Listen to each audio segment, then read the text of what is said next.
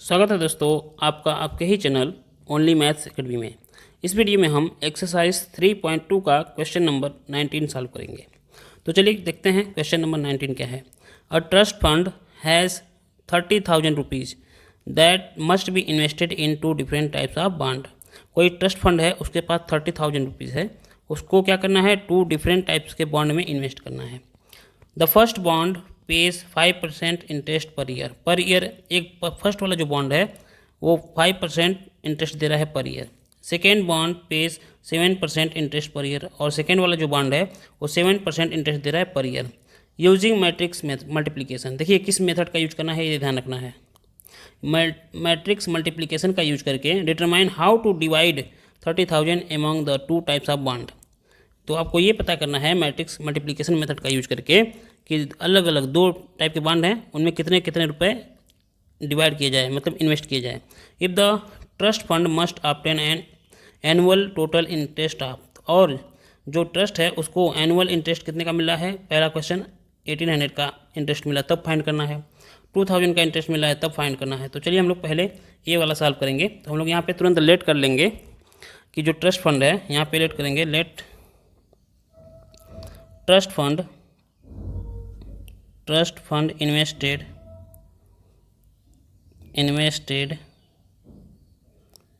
इन 5% bond कितना रुपये मान लेते हैं, एक्स रुपीज़ मान लिया, कितना रुपीज़, एक्स रुपीज़ मान लिया कि इसमें इन्वेस्ट किया। जब एक्स रुपये इन्वेस्ट कर दिया तो 30,000 में से कितना बचेगा, 30,000 माइनस एक्स। तो यहाँ पे हम लोग देंगे ट्रस्ट फंड इन्वेस्टेड इन 7% बॉन्ड, कितना हो जाएगा यहाँ पे 30,000 माइनस एक्स। क्लियर। अब देखिए यहाँ पे जो गिवन है ये इंटरेस्ट है, तो हम लोग बहुत पहले कक्षाओं में पढ़ चुके हैं, क्लास 8 में सिंपल इंटरेस्ट कैसे निकालते थे, ध्यान से देखिए। S I is equal to P into R into T upon क्या होता था 100, ठीक है, इसी तरीके से निकालते थे। लेकिन यहाँ पे हमको इसका यूज नहीं करना है, मैट्रिक्स मल्टीप्लिकेशन का यूज करना है। लेकिन इसको ध्यान में रखिए, इसको पी आर टी अपान 100, ठीक है। तो चलिए हम लोग मैट्रिक्स मेथड का यूज करते हैं। अब देखिए ध्यान से, यहाँ पे हम लोग क्या करेंगे, ऐसे एक मैट्रिक्स लेंगे और जो भी पैसे इन्वेस्ट किए जा रहे हैं उसको हम लोग एक रो कॉलम में लिख देंगे। यहाँ पर लिख देंगे एक्स और यहाँ पर लिख देंगे हम लोग 30,000 माइनस एक्स। ये अमाउंट है कितना जो इन्वेस्ट किया गया, ठीक है। अब देखिए इसका ऑर्डर क्या बना, इसका ऑर्डर बना, कितने रो हैं यहाँ पे, एक ही रो है और कॉलम कितने हैं, 2। अब दूसरा भी मैट्रिक्स चाहिए हमको मैट्रिक्स मल्टीप्लिकेशन मेथड का यूज करना है ना। तो देखिए 2 मैट्रिक्स का हम तभी मल्टीप्लाई कर सकते हैं जब पहले मैट्रिक्स का नंबर ऑफ कॉलम, जब पहले मैट्रिक्स का क्या नंबर ऑफ कॉलम दूसरे मैट्रिक्स के नंबर ऑफ रो के क्या हो, इक्वल हो। यानी कि यहाँ भी क्या आना चाहिए, 2 आना चाहिए। यहाँ कुछ है कोई मतलब नहीं है, यहाँ पे कुछ भी आ सकता है, लेकिन पहले वाले मैट्रिक्स का नंबर ऑफ कॉलम ये वाला और दूसरे मैट्रिक्स का नंबर ऑफ रो आपस में इक्वल होना चाहिए, यानी कि इसमें 2 रो होने चाहिए। क्लियर। तो इसलिए हम क्या करेंगे, देखिए यहाँ पे लिख देंगे हम लोग 5%, यहाँ पे 5% को हम लोग लिख सकते हैं 5/100 भी। 5% का मतलब क्या होता है, देखिए 5% लिखा गया है, मतलब क्या है, इसको लिख सकता है 5/100, यही होता है, इसी को पढ़ा जाता है 5%, ठीक है। अब देखिए आगे, और यहाँ पे हम लोग लिख सकते हैं 7/100। अब देखिए इसमें कितने रो हो गए, 2 रो हो गए, और कॉलम कितना हुआ 1। तो इस मैट्रिक्स का ऑर्डर बन गया 1 × 2 और दूसरे वाले मैट्रिक्स का ऑर्डर बन गया 2 × 1।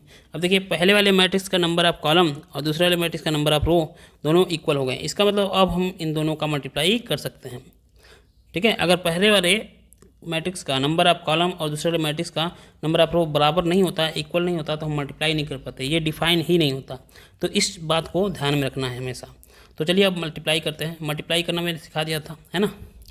अब देखिए मल्टीप्लाई जब इसको करेंगे तो ये आ जाएगा हमारा कितना, x इंटू 5/100, ठीक है, प्लस यहाँ पे हो जाएगा हमारा 7/100 इंटू 30,000 माइनस एक्स। अब देखिए ये भी क्या है, PRT/100, याद रखें PRT क्या 100। कितने समय के लिए, एक समय के लिए, ठीक है। कितना निवेश किया था, x रुपीज़। देखिए x की जगह पे, p की जगह पे x आ गया, r की जगह पे 5 आ गया, टी की जगह पे कितना है, यहाँ पे 1 है छुपा हुआ, अपन 100 है कि नहीं है, तो ये PRT अपन 100 वाला ही फॉर्म है। तो एक तरह का ये भी इंटरेस्ट हो गया, पहला वाला ये इंटरेस्ट हो गया, ये भी इंटरेस्ट हो गया, और दोनों इंटरेस्ट को हम लोग ऐड कर रहे हैं तो कितना हो जाएगा, ये हो जाएगा 1800 के बराबर, क्योंकि ट्रस्ट को जो 1 साल में इंटरेस्ट मिला था वो कितना मिला था 1800, इसलिए दोनों इंटरेस्ट को हम ऐड करेंगे तो किसके इक्वल लिख सकते हैं, 1800 के इक्वल लिख सकते हैं। तो अब चलिए अब इसको सॉल्व करते हैं। ये कितना हो जाएगा हमारा, ये हो जाएगा 5x/100 और ये हो जाएगा हमारा 21 और कितने जीरो, एक 4 जीरो लिख देते हैं, माइनस यहाँ पे हो जाएगा 7x/100 इज इक्वल टू 1800। ठीक है, दोनों का डिनोमिनेटर सेम कर लेते हैं, सेम है ही, एक साथ लिख लेते हैं। तो ये हो जाएगा हमारा 5x - 7x, यहाँ पे 2 1 और 4 टाइम 0, अपान में कितना हो गया 100 इज इक्वल टू 1800। अब 100 को उधर ट्रांसफ़र कर दिया और यहाँ पे आ गया -2x + 21, 4 टाइम 0 लिख दीजिए, और यहाँ पे हो गया 18, 100 का मल्टीप्लाई हो जाएगा तो यहाँ भी हो जाएगा इतना।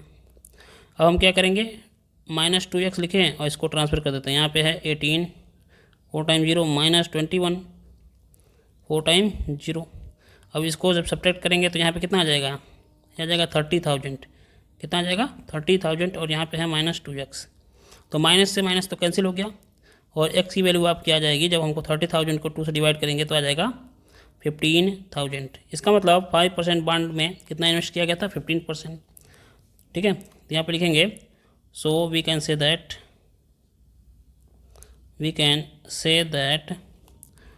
15,000 invested in 5% bond. Therefore, amount invested in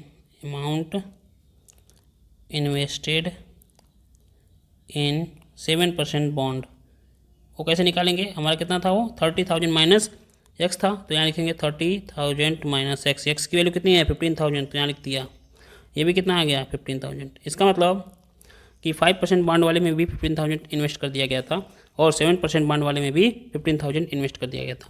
तो वीडियो अच्छी लगी हो तो प्लीज़ चैनल को सब्सक्राइब करिए, लाइक करिए, और जिसमें का जो दूसरा क्वेश्चन है वो आप खुद सॉल्व करिएगा, सेम सिमिलरली इसी प्रोसेस से आपको सॉल्व करना है।